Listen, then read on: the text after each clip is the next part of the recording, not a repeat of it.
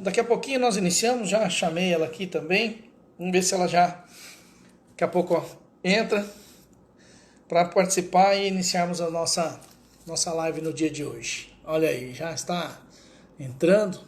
A gente já, daqui a pouquinho, já vamos iniciar. Larissa também, seja bem-vinda.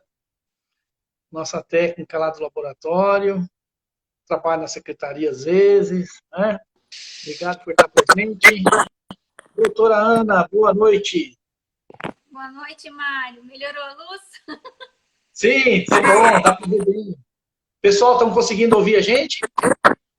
Acenem aí para a gente se tá conseguindo ouvir. Ok? Bom, vamos iniciar, nós já estamos no nosso horário.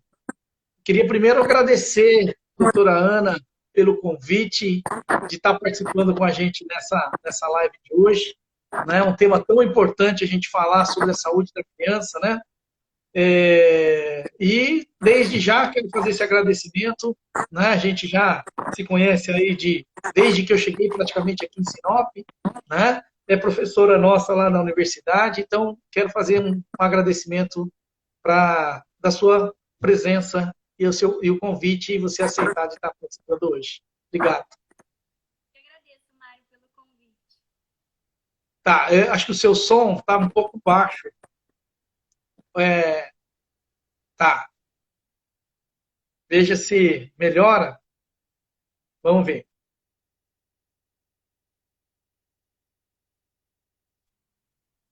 Pessoal, perguntas, vamos colocando aí nos comentários, tá? Nos momentos oportunos a gente vai. Hoje, semana passada,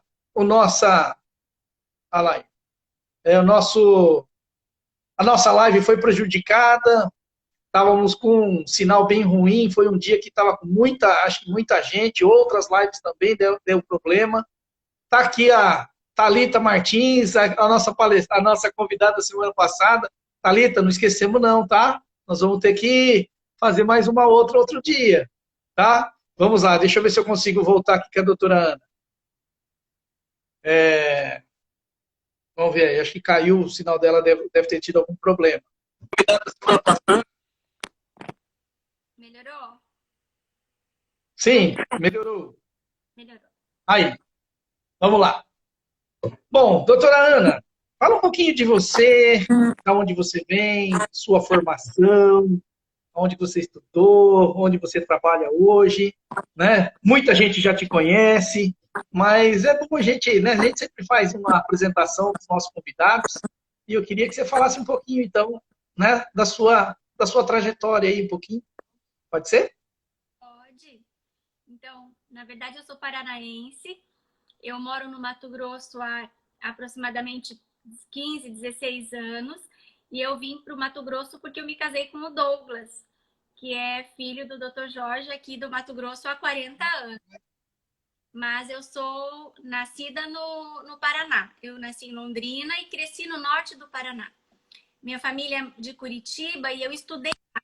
Eu fiz a Faculdade Evangélica de Paraná e depois eu prestei prova para pediatria e eu fiz a minha residência médica no Hospital de Clínicas da UFPR e depois eu já tinha o desejo de seguir vida acadêmica, então eu fiz o mestrado e depois do mestrado eu fiz um fellow nos Estados Unidos e depois é que eu vim para o Mato Grosso.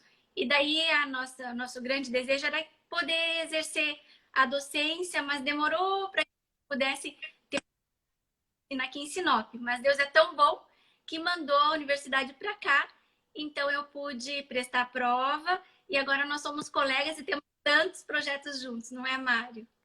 É isso mesmo, é verdade, né?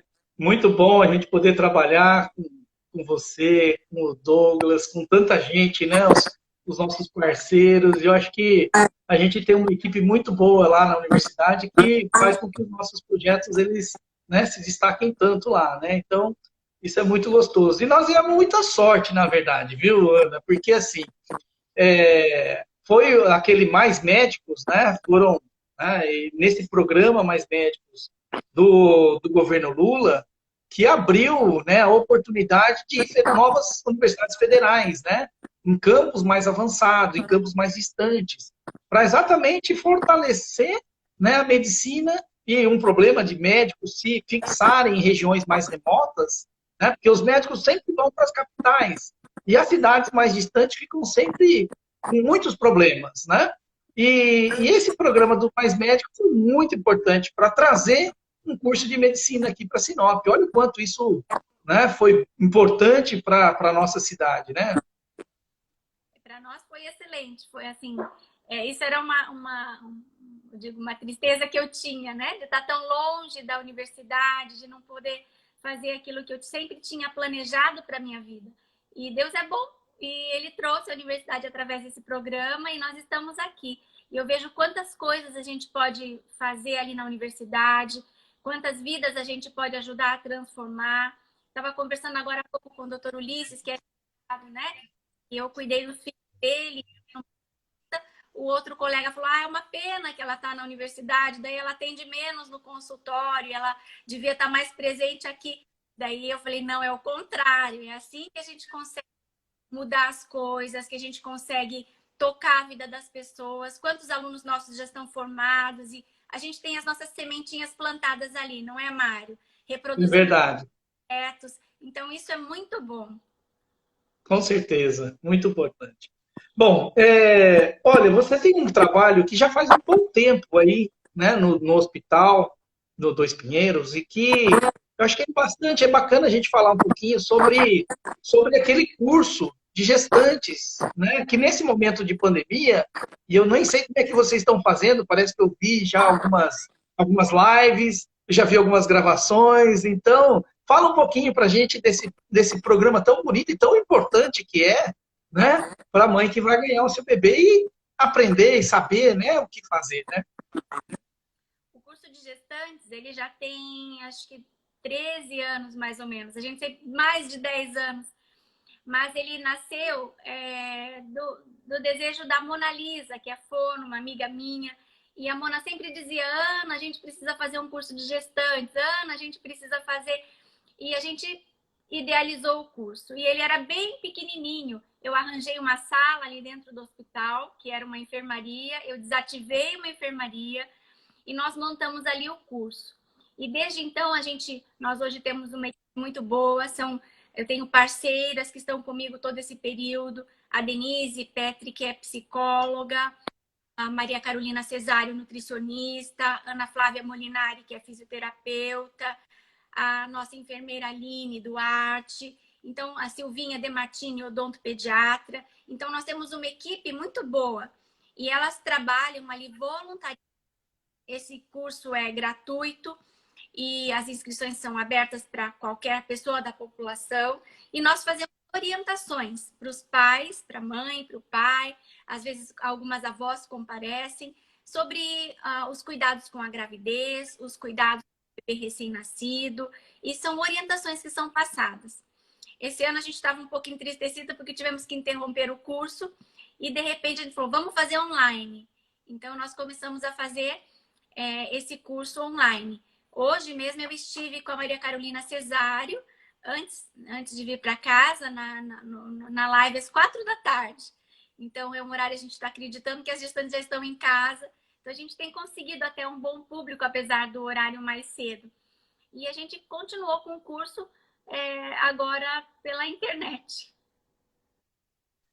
Nesse momento, a gente tem que fazer o que é possível, né? Porque primeiro que é o risco, né? Então, as mães, elas, né, também é um grupo de risco nesse momento do Covid, né?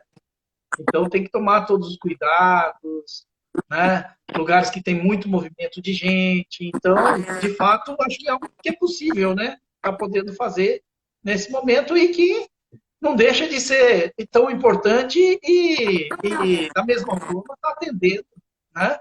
Pelo menos passando as orientações, né? Então, as pessoas participam bastante, fazem perguntas, e a gente consegue ministrar dessa maneira. Foi a maneira que nós encontramos de dar sequência a esse curso que já tem tantos anos. E a gente sabe que agora, nesse momento de pandemia, as pessoas precisam praticar o distanciamento social, as gestantes, elas precisam ficar em casa, né?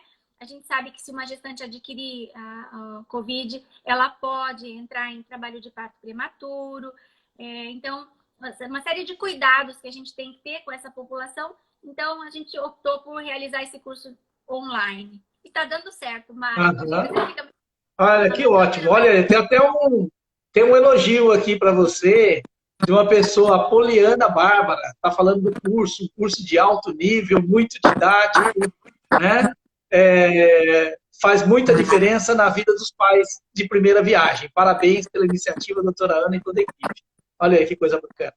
Né? Eu também participei do curso, viu? Uma vez eu estive, quando a Amanda estava grávida da Laura, eu participei um dia também, falou, você vai ter que ir. Falei, então tá bom, vamos lá, né? Mas muito bom. Muito legal. Ana, vamos falar de um outro projeto que é muito importante, muito bonito, e você não só como pediatra, mas também como hematologista, né? Você encabeçou e eu estou ajudando você, né, à medida que a gente pode, YouTube também, Rotary, né, da caminhada Passos que Salvam. Então, assim, é um evento, mas mais importante do que o evento é a importância de passar as informações sobre os sinais e sintomas, né, do câncer infantil. Né? Então, acho que seria interessante a gente aproveitar também falar um pouquinho sobre esse projeto. Num outro momento, depois a gente vai falar sobre a implantação do hospital aqui, mas vamos falar um pouquinho sobre a importância desses sinais, sintomas e o que é essa caminhada dos Passos que Salvam. Pode ser? Então, a Caminhada Passos que Salvam é uma iniciativa do Hospital de Amor de Barretos. E nós tínhamos um amigo, Ronaldo Benetti, que foi quem trouxe a caminhada aqui para Sinop. E como eu sou oncologista pediátrica, desde o início eu comecei a ajudar o Ronaldo fazendo palestras e ajudando na caminhada. Quero dizer para vocês que o professor Mário é uma máquina de trabalhar. Sem o Mário, a caminhada, o De Olho no Futuro e tantos projetos que a gente faz, o Hospital de Amor, eles não sairiam. Eu preciso desse... Eu não sei se eu sou um braço para ele, mas ele é um braço para mim. Um braço forte. Com certeza. Todos os projetos. Então, essa caminhada existe já há alguns anos. E sempre em novembro, eles dizem assim, novembro dourado, né? Vocês conhecem outubro rosa. Então, o novembro dourado é para lembrar do câncer infanto-juvenil, porque o câncer na criança é considerado uma doença rara. Mas a gente sabe que se você pensar que a criança tem toda uma vida pela frente, que pode ser um profissional, uma pessoa produtiva no futuro, então o que o câncer traz para uma vida, para uma família, para a população, quando a gente perde uma criança, é uma perda muito grande. Então, nós precisamos começar a divulgar sinais e sintomas para a gente poder fazer com que as nossas crianças tenham uma sobrevida melhor. No nosso país, por conta da nossa estrutura, somos um país ainda subdesenvolvido, em desenvolvimento, então, isso, as distâncias são muito grandes, eram tratadas todas no sul, sudeste. E nós não tínhamos centros de tratamento. Então, as crianças chegam para os hospitais, chegam para os centros de tratamento com doença avançada. Isso compromete o resultado. Então, as chances de cura são menores, as sequelas futuras são maiores. O Hospital de Amor de Barretos tem um hospital exclusivamente pediátrico. E eles um hospital, nós chamamos de hospital irmão de um hospital americano, que é exclusivamente pediátrico também, que é o St. Jude, no Tennessee. E ali nesse hospital, no St. Jude, tem um médico brasileiro, que já está lá há muitos anos, que é o Dr. Raul Correia Ribeiro, que foi quem iniciou a oncologia pediátrica lá em Curitiba, da onde... E porque ele tem essa afinidade, esse contato com médicos brasileiros, ele tem contato com os médicos de Barretos. E eles importaram essa caminhada Passos que Salvam, que já acontece há tantos anos nos Estados Unidos. Então, não é a caminhada em si, mas a importância do evento é nós falarmos que crianças podem ter câncer, mas que as crianças se curam do câncer. E para que elas se curem, nós precisamos diagnosticar precocemente, ou seja, levar a criança ao médico. Se você diagnostica precocemente, você trata e ela é curada. Mas como é que o médico vai saber se essa criança tem câncer? Como é que o pai vai entender que precisa levar a criança ao médico? Então, a caminhada é para nós divulgarmos os sinais e sintomas do câncer na criança e no adolescente. O que mais, Muito Mari? A bom. gente pode... É um projeto muito bonito e muito importante, né? Não só para a gente arrecadar, para ajudar, né, a manutenção do Hospital de Barretos, que depende muito desses tipos de ações, né? Ela acontece no Brasil inteiro no mesmo dia, né? E o quanto isso é importante para a manutenção de um hospital que depende exclusivamente, né, de receita do SUS e também, né, desses tipos de ações, né? Então acho que isso é importante ressaltar também, né? É importante ressaltar que, assim, a chance de você se curar é fazer as coisas corretamente, seguir protocolos, usar o que tem de melhor. E isso é uma coisa que nós observamos em Barretos. Eu admiro muito aquela estrutura, o Henrique, tudo que eles fazem lá. Eles oferecem o melhor para o paciente, independente de ser um paciente de SUS. Então, isso nos entristece saber que muitas vezes as pessoas não têm oportunidade de receber o melhor tratamento. E ali naquela instituição, eles oferecem o que há de melhor para os pacientes. E é isso que leva a melhores resultados. E nós sabemos que a receita do SUS não é suficiente para isso. Então, eles precisam de doações. Como eles conseguem essas doações? Através dessas campanhas. Então, todas as camisetas vêm para isso inteiro, para essa caminhada, o dinheiro da venda das camisetas é para o Hospital Infantil de Amor de Barretos. Então, isso auxilia, eles dependem desse dinheiro para a manutenção do Hospital Infantil lá de Barretos. E a gente faz isso com todo amor. Todo mundo que participa é voluntário e eu não tinha falado disso porque falar de sinais e sintomas, levar os sinais para a população, eu acho que isso é muito importante. Às vezes a gente fala, criança tem câncer, tem certeza? Né? Todo mundo tem um preconceito grande sobre essa doença. Tem que desmistificar. Exatamente, muito importante mesmo. Eu acho que, ó, quando estiver mais perto, nós não sabemos esse ano ainda se nós vamos ter a caminhada por conta dessa questão da pandemia. Né? Normalmente, nesse período, já tem as primeiras reuniões, né? Recebe esse material agora no mês de julho, para agosto já está com material. Então, este ano, realmente, por conta dessa questão da pandemia, não sabemos nem se teremos este ano ou não a caminhada, né? Mas se nós tivermos no momento mais para frente, né, um momento oportuno, a gente faz de novo uma conversa só sobre a questão do câncer infantil. Aí, Ana, acho que ficaria bacana se a gente tiver, né, mais próximo, que a gente possa estar divulgando mais, usando melhor as redes sociais, né, para a gente poder também usar esse um outro meio de comunicação aí para, né, atingir mais pessoas também. Bom? Olha, Ana, estou com algumas perguntas aqui e eu gostaria de começar com uma que, assim, a gente escuta muito pessoas falando, eu não vacino meu filho. Eu acho que a vacina não tem uma importância, tem pessoas que não acreditam que a vacina pode salvar ou curar, né, ou proteger, na verdade, né, na verdade é para isso, mas vamos falar um pouquinho sobre a questão da vacina, que eu acho que isso é uma coisa muito importante, que muitos pais, eles esquecem de que precisa regularmente, tem os períodos da vacinação para os seus filhos, né? É muito importante, Mária. A Sociedade Brasileira de Pediatria lançou campanha essa semana para falar para os pais da importância da vacinação, mesmo agora, nesse período de pandemia. Como as pessoas estão com muito medo de sair de casa, medo de ficar doente, as crianças têm deixado de ser vacinadas. Então, é importante ressaltar que, independente de estarmos nesse momento de pandemia, algumas unidades de saúde, elas não atendem Covid, elas não estão para atender pacientes de Covid. E as crianças precisam ser vacinadas.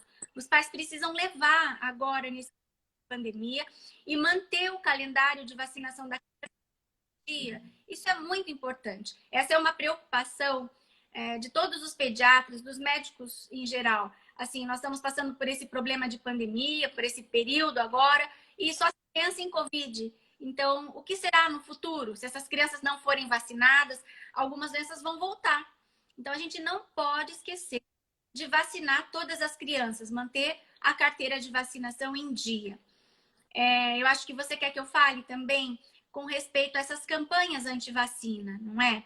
Então, Sim. isso hoje em dia nós temos muitos modismos, né? As pessoas têm tentado voltar para uma vida mais saudável, uma vida mais natural, algumas alimentações diferentes, né? Tem movimentos veganos, vegetarianos, Uhum. outras coisas. Mas os partos, né? Aquilo que se fala de parto humanizado. Mas a gente tem que entender que algumas coisas são modismo.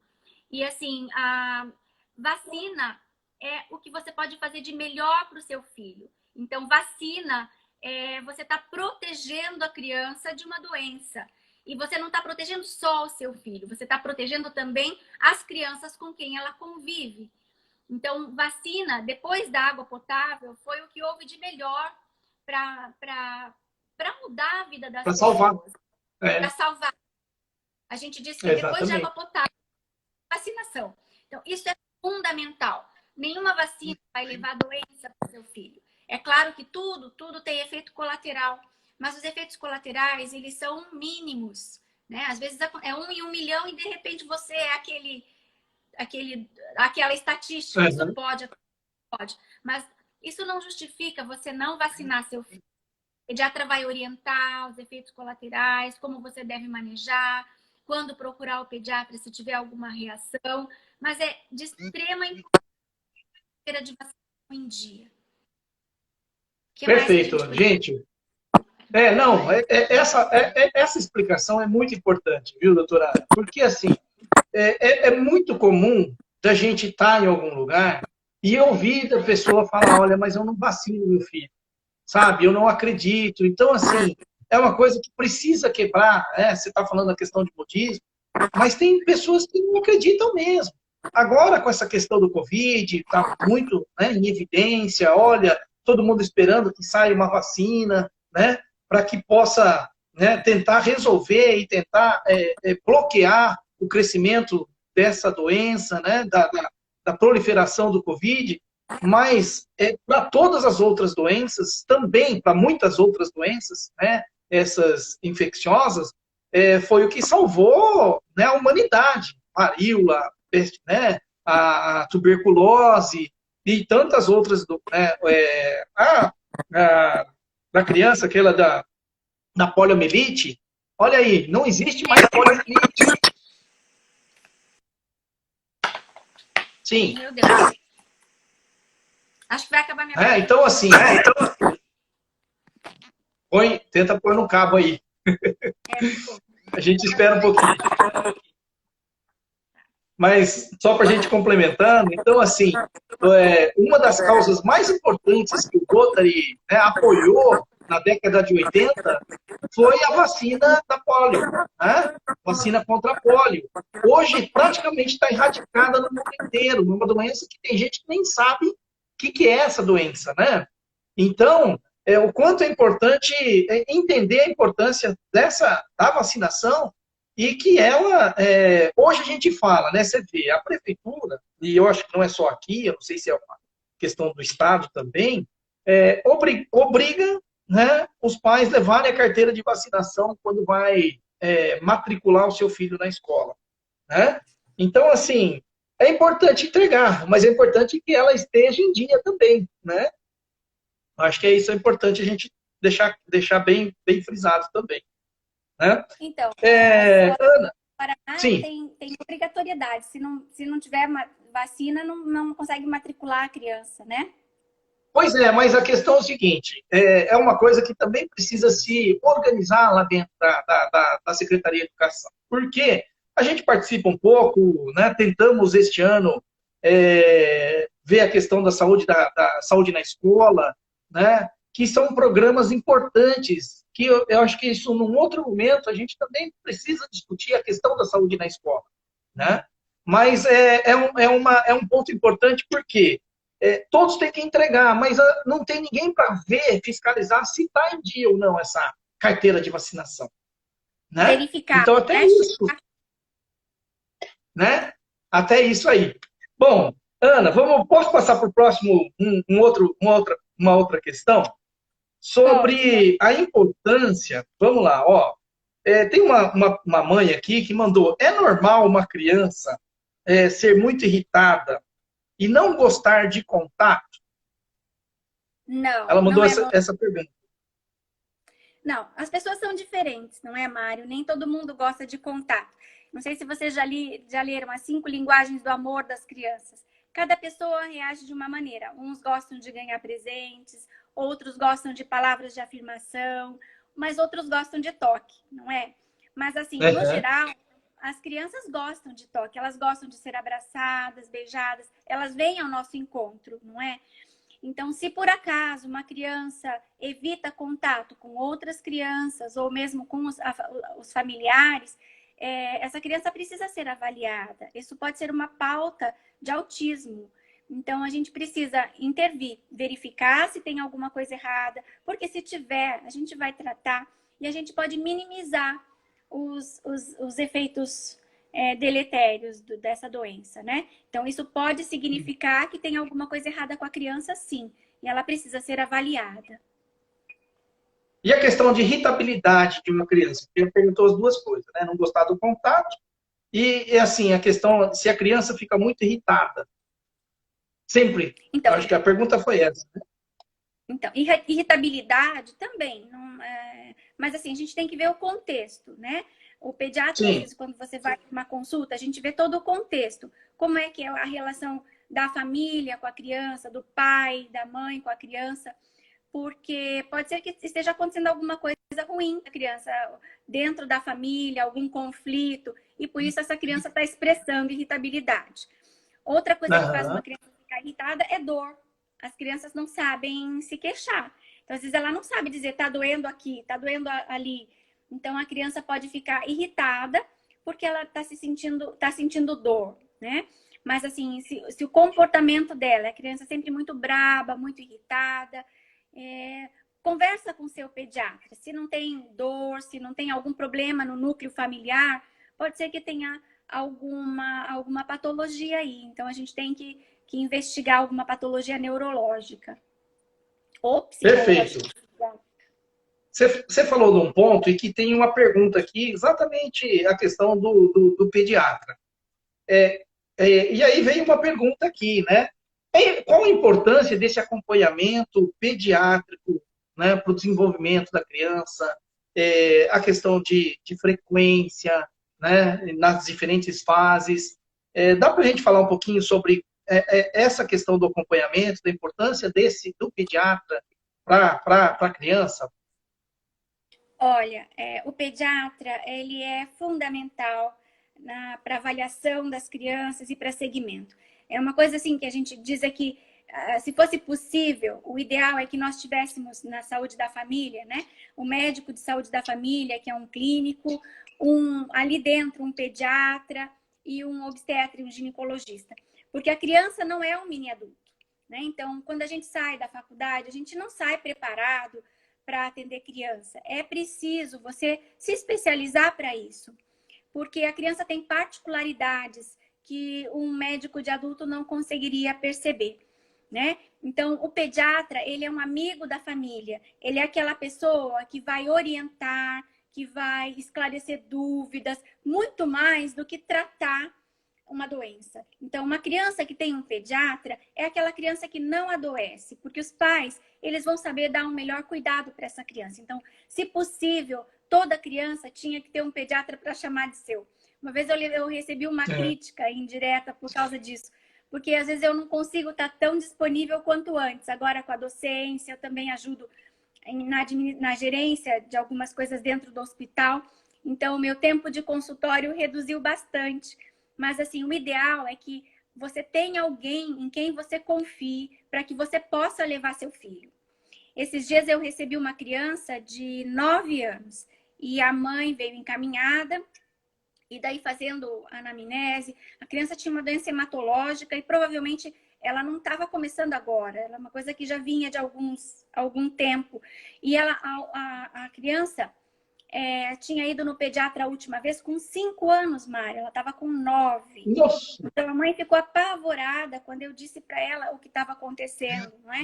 Então, se essa criança tivesse alguém que fizesse segmento, talvez ela não precisasse ter levado aquele susto ou a criança estar naquela situação.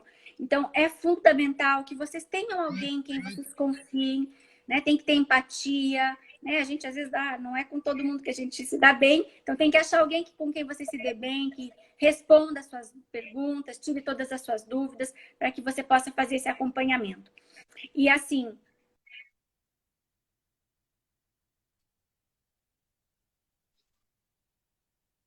Não, vamos a lá. criança deve ir no pediatra, né? No primeiro ano de vida, as consultas são muito mais frequentes. O ideal é que ela vá todo mês, porque o crescimento da criança a gente cresce muito no primeiro ano de vida, né?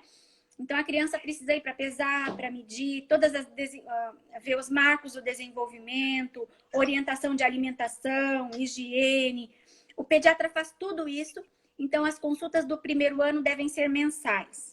Depois, essas consultas são espaçadas para cada 6 meses, ou dependendo da necessidade. Se é uma criança que tem uma doença crônica ou uma necessidade especial, é diferente. Mas uma criança saudável vai pelo meses para você poder acompanhar o crescimento dela. Então, esse é mais ou menos o tempo de segmento que a gente recomenda para as crianças. Perfeito. Muito bom.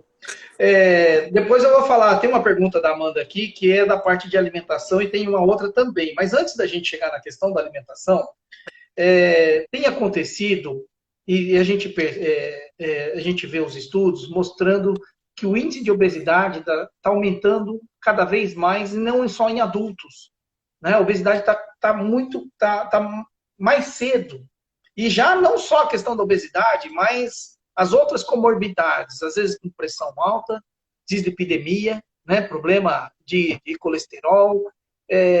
Então, assim, você pode falar um pouquinho sobre essa questão, que eu acho que isso é muito importante, porque às vezes o pai e a mãe relaxam na alimentação e fica dando muita porcaria, bolacha, refrigerante, né? E a criança que tem essa tendência para a obesidade pode, e a gente tem visto que está aumentando cada vez mais a questão de obesidade infantil e cada vez mais cedo, né? Isso é um problema crônico, não é? E assim, você como educador físico lida contra isso todos os dias. Mas isso acontece talvez também por causa da nossa vida corrida. Então, para os pais, é muito mais prático comprar comida ou uma comida semi-pronta. É muito mais prático você preparar esse tipo de alimento do que você preparar um alimento saudável. E a gente sabe que os hábitos saudáveis, eles vão ser aprendidos e desenvolvidos no decorrer da vida. Não adianta, se eu como junk food, né, comida, eu querer que meu filho coma salada, que meu filho coma bem.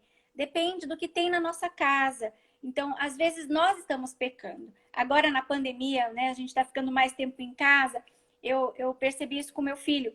Então, assim, ele tinha mais acesso a iogurte, alguns salgadinhos, que não fazia normalmente, era só de vez em quando. Ele estava comendo com mais frequência, pedindo, e a gente acaba, às vezes, cedendo. Então, depende muito de nós, né? Então, aquilo que nós comemos, aquilo que nós colocamos na nossa mesa, aquilo que nós ensinamos os nossos filhos. E a gente, com a nossa vida corrida, às vezes a gente descuida disso. A gente delega também, né? Outro exemplo para vocês. Terceiriza, né? Terceiriza. A gente cuida muito bem dos filhos. Eu lembro assim que a minha filha mais velha não gosta. Ela come muito bem. Voltou. Ela gosta de salada, adora brócolis, legume. E o meu filho mais novo não. E quando eles eram pequenininhos, eu morava num condomínio pequenininho. E as babás se encontravam enquanto eu trabalhava. E eu não sabia.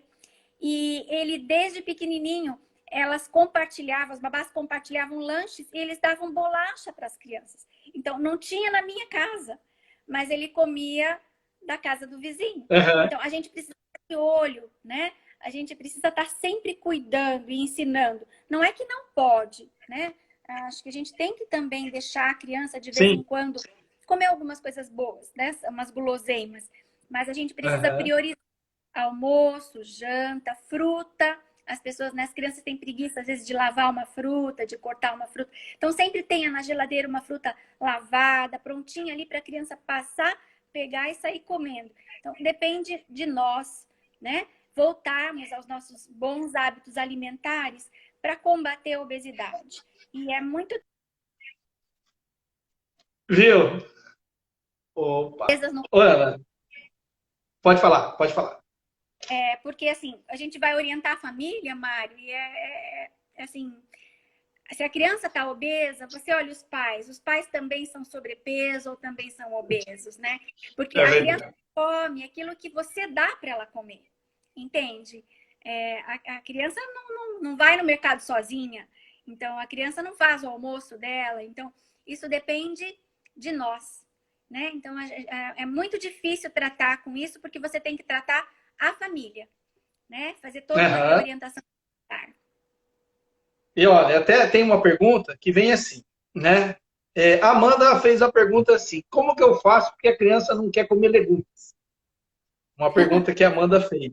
Existe alguma Tá. técnica para fazer comer? Porque assim, eu vou dizer o que eu faço para eles comerem. Eu faço a sopa e depois eu tenho que bater. Porque se eu não bater a sopa, ele não come de jeito nenhum. Uma cenoura, um chuchu, uma abobrinha, uma batata. Mas não come. Então, assim, tem uma pergunta aqui, e aí, o que você diz? Qual a estratégia que pode fazer para fazer a criança querer comer? Porque, olha, tem criança que é difícil mesmo. Tem criança que é difícil. Eu digo para minha mãe que eu fui uma criança muito difícil. Teve fase que eu comia só arroz e carne. Depois só arroz com farinha. Então, existem crianças, assim, com uma seletividade alimentar muito grande. E, assim, enquanto eles são bebês, a gente consegue fazer com que eles comam de tudo. É, Depois eles começam a ficar muito seletivos. Mas é um período, Mário, sabe? A gente não deve deixar de oferecer, de oferecer. insistir, mas eu não sou de forçar, acho que também não dá para fazer a criança comer sem gostar. Mas assim, ela volta, você vai explicando. À medida que eles vão crescendo, contato com outras crianças na escola também, né? O lanche saudável, elas voltam a comer. Daqui a pouco eles estão comendo Olha aí, também. ó. É uma fase de Tem uma outra aqui, acabou de seletividade. chegar. Chegou uma pergunta. E os adolescentes? Qual que é o método? Eu acho que tem que ser na chantagem. O adolescente, Eu e aí, acho eu que tenho é uma pergunta aqui da Renata. Conscientizar, né? não, eu acho que é Tentar fazer com. mostrar, porque assim, crianças, adolescentes, eu sempre digo assim, que a gente não pode mentir para a criança e a gente tem que aprender a conversar com elas. Eu já tive problema no consultório, assim, de dizer para o menininho, assim, ó, ele estava sobrepeso, e eu expliquei, mostrei na curva, expliquei que ele tinha que reduzir o volume de alimentos na hora do almoço, do jantar, e a mãe, de repente, me ligou, doutora Ana, por favor, vou ter que levar o Murilo aí, porque ele não quer comer mais nada, porque ele quer perder peso. Então, assim, a nossa palavra tem peso para a criança. Eles entendem tudo, né? Eu tenho uma sobrinha adolescente e ela tem uma alimentação super saudável, ela não toma refrigerante e nem sempre foi assim. Ela era uma criança super seletiva e agora ela sabe que é importante e ela come. Ela come legume, verdura, mesmo sem gostar, porque ela já entendeu que aquilo é importante para a saúde dela. Então, conversar é o melhor caminho com o adolescente. E é verdade, eu falo por mim mesmo, porque eu só fui aprender quando eu era adolescente que eu tinha que comer legumes, salada, folhas, que eu não comia de jeito nenhum. Mas aí eu comecei a ter que fazer muito regime e era o que eu podia comer. Aí você acaba tendo que comer, né? Mesmo sem gostar, né? Mas é aquela coisa, de Eu alguma digo, forma a gente tem que tentar convencer, né? Bom, melhor outra comer pergunta se que você tem, temos aqui, ó. né, Mário? Oi? Melhor comer do que tomar remédio. Ah, não tenha dúvida, é melhor comer do que tomar o remédio. Olha, tem uma pergunta aqui com relação a quando a criança está com febre. Tem pais que já ficam desesperados porque está com febre, às vezes é uma febrinha de 37,5, não chega a 38, mas está com febre. E aí, o que tem que fazer? Leva para emergência, A explica gente tem nesse que sentido. entender que a febre é um fenômeno benéfico. Então, Mário, febre não é uma coisa ruim. A febre é um mecanismo do nosso organismo e ela faz bem, ela ajuda a combater a doença. Então, a gente não deve ficar dando remédio para febre baixa, né? Então, quanto que é febre baixa? A criança está com 37,5, espera, dá um banho, observa, e a temperatura, se ela continuar subindo, febre é temperatura maior do que 38, né? Então, aí entra a importância do pediatra. Uma criança que tem um pediatra, a mãe já está orientada. Ela não precisa sair correndo, levar a criança para emergência. Então, a gente sempre diz assim que a emergência é para quando necessário. Uma criança que vá na emergência, a pessoa que vai atendê-la não conhece a criança e muitas vezes acaba iatrogenizando. Colhe hemograma, faz raio-x, faz um monte de exame, sendo que talvez não fosse necessário, né? Então, a mãe que está acostumada a ir no médico sabe que a febre é um fenômeno benéfico e que febre alta é acima de 39,5, que daí a gente vai se preocupar principalmente com os bebês abaixo de 2 anos, com risco de convulsão, né? Mas a mãe deve observar a temperatura, dar um banho. Se a criança com temperatura continua subindo, com 38 eu vou medicar. Observa essa criança 24 horas. A criança tá bem. Ô, Mário.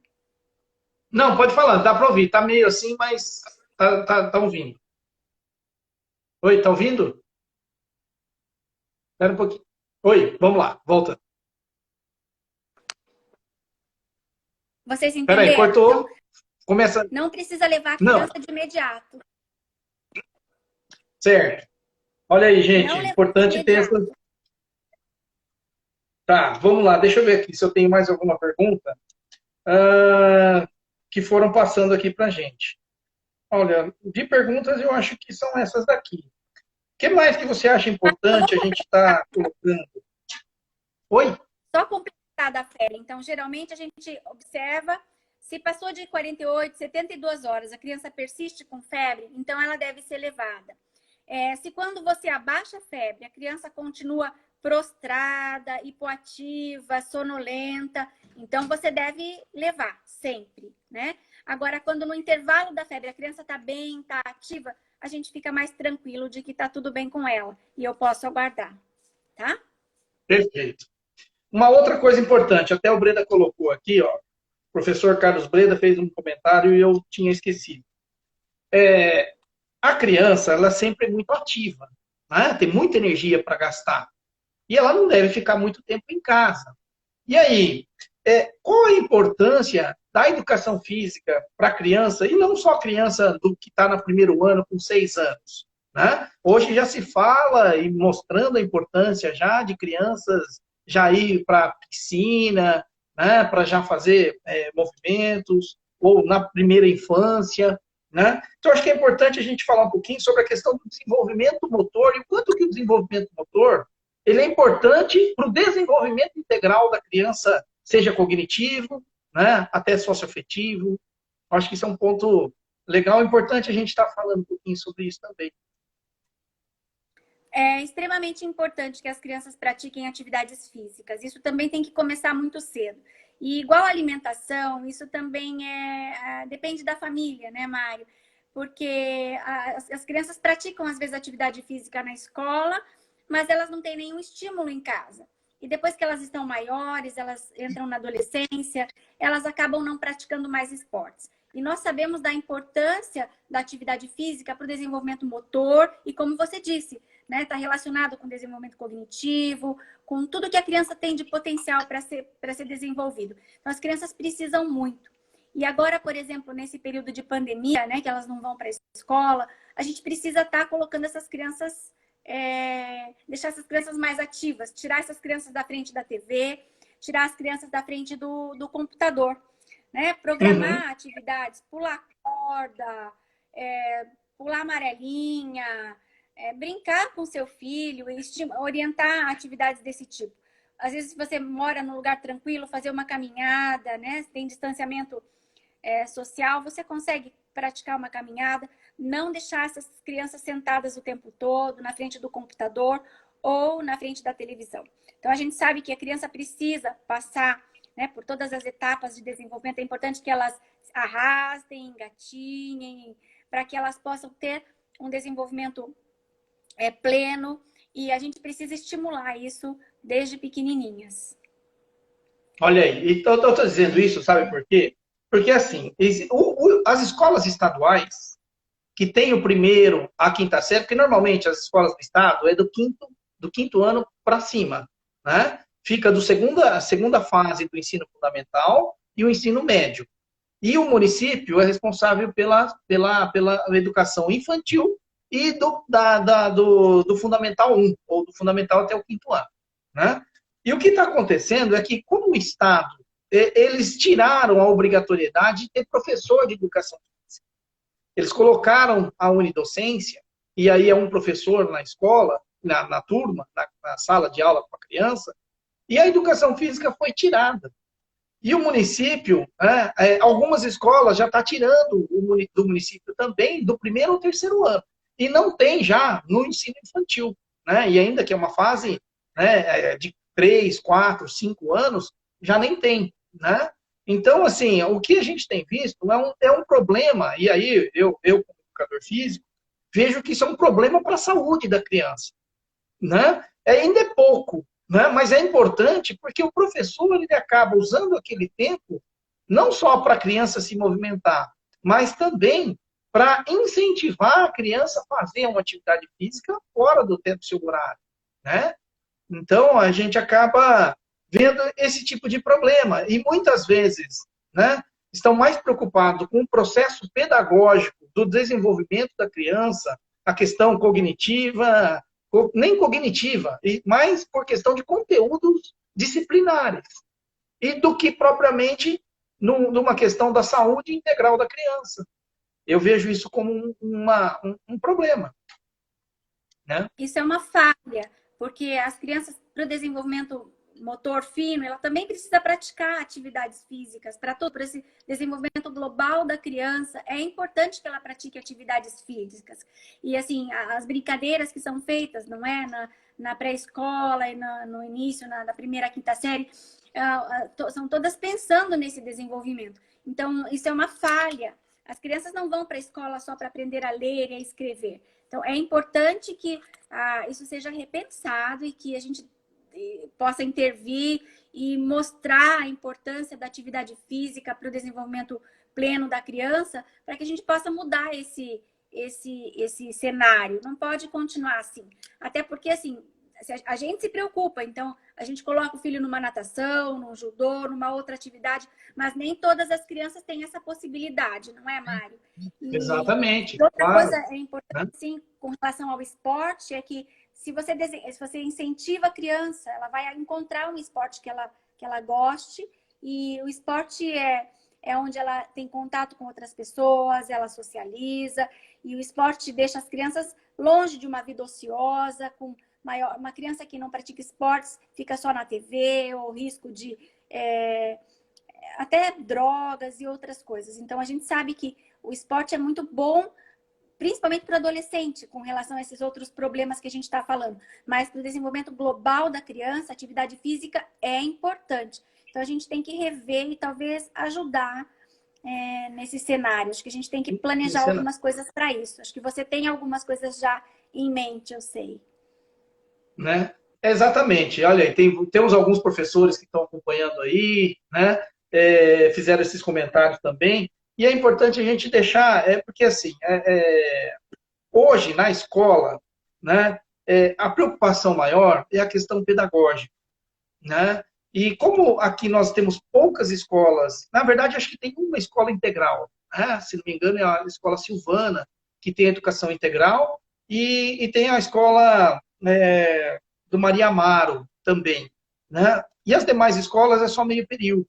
Então, as crianças que estão na escola de período integral, eles acabam tendo outras oportunidades de atividades no contraturno, no outro horário. Né?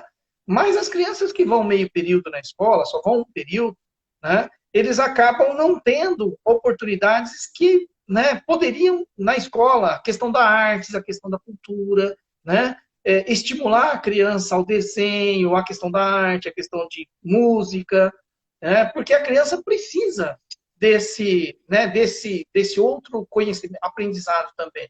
Né? Então, isso ajuda muito no seu desenvolvimento, né? Isso assim, esses dias meu pai estava falando sobre isso, a escola americana e a escola europeia. Então, assim, o desenvolvimento pleno do ser humano. Então, hoje em dia, se dá muito pouca importância para a arte na escola. É, é só o pedagógico ali no sentido de conteúdo, não é?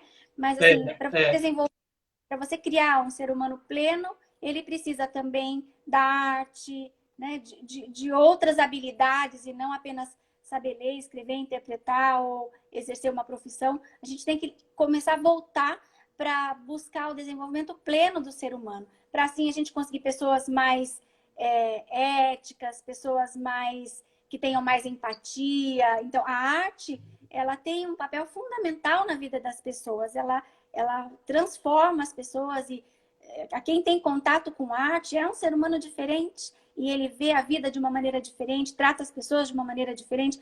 Acho que isso tem que fazer parte do ensino. Não pode deixar de do lado a ensino. arte, não. Perfeito. Exatamente. Ó, nosso tempo já está acabando, Ana. Você vê, passa muito rápido, né? Já temos aí mais 3, 4 minutos aqui para a gente encerrar. E eu queria, né, antes de terminar, pessoal, queria fazer um agradecimento a todos vocês que estão participando aqui com a gente. Semana que vem, Ana, nós temos uma outra, vai ser um tema bem bacana. Vamos estar falando de uma outra questão da cura espiritual para as doenças. Muitas doenças, né? Independente de religião, mas a questão do estado emocional, do estado de espírito da pessoa, isso influencia diretamente na sua condição de saúde também, né? Então, nós estaremos com um psicólogo na semana que vem, que vai estar falando da cura espiritual da ansiedade, e vamos estar falando não só da ansiedade, mas da questão, né, da questão do estado de espírito, da questão do estado emocional, né, o quanto que isso é importante na nossa manutenção de uma boa saúde e na condição de doença que muitas vezes ela é causada, né, por esse desequilíbrio nesse estado emocional do nosso, né, que a gente tem vivido, né, às vezes no momento da vida e tudo mais. Então a gente vai estar com uma live com o Dr. Lacordaire Faid. E aí na semana que vem ele é do Instituto Brasileiro de Plenitude lá de Cuiabá e ele vai estar falando com a gente, dá palestra no Brasil inteiro. É uma pessoa, né? Não tive a oportunidade de conhecê-lo pessoalmente, às vezes ele vem aqui para Sinop, mas, né, a gente vai ter a oportunidade de estar falando um outro lado da questão da saúde também. Então, pessoal, convido a todos aí para outra semana. E, Ana, vamos fazer uns agradecimentos finais. Eu quero te agradecer de novo. Primeiro, não só pelo estar participando, mas de a gente poder estar próximo, de trabalharmos juntos em vários, né, projetos. Para mim é uma honra poder estar participando com você de tantos projetos, não só com você, com o Douglas, com o Dr. Jorge, né, acho que a família de vocês, pela questão, né, de exemplo de trabalho, exemplo de profissão, dedicação. Isso eu acho que não se compra, a gente não se. Né, é uma coisa que é muito gratificante e eu só tenho a agradecer você por estar não só participando, mas por a gente estar tão próximo em tantos trabalhos, né, que a gente faz juntos. Tá bom? Muito obrigada. Gente, participem da próxima live, porque assim, a saúde não é só saúde física, né? A saúde precisa de saúde espiritual, né? Não é só o físico. Então é importante, a gente sabe o quanto o nosso estado emocional nos faz adoecer. Então a próxima live vai ser muito importante. E Mari, assim, eu é que tenho que agradecer. Assim, você é um amigo. Eu sempre falo para o Douglas, nós somos um excelente time, né? Sem você a gente não. Eu sei, eu sempre digo, todo mundo tem a sua importância, né? Não é só o corpo, tem a cabeça, o braço, a perna, a mão. Então nós somos um time, né? Então você veio Exatamente. somar para a nossa vida, assim, você e tantos outros amigos que a gente tem na universidade, no Rotary, a gente consegue fazer muita coisa, mas sozinho a gente não faz nada. Então, eu sou muito grata pela sua vida, pela vida da Amanda, por esses amigos que eu fiz aqui em Sinop, que a gente consegue fazer muita coisa aqui por causa dos amigos, né, Mário? Perfeito. É isso mesmo.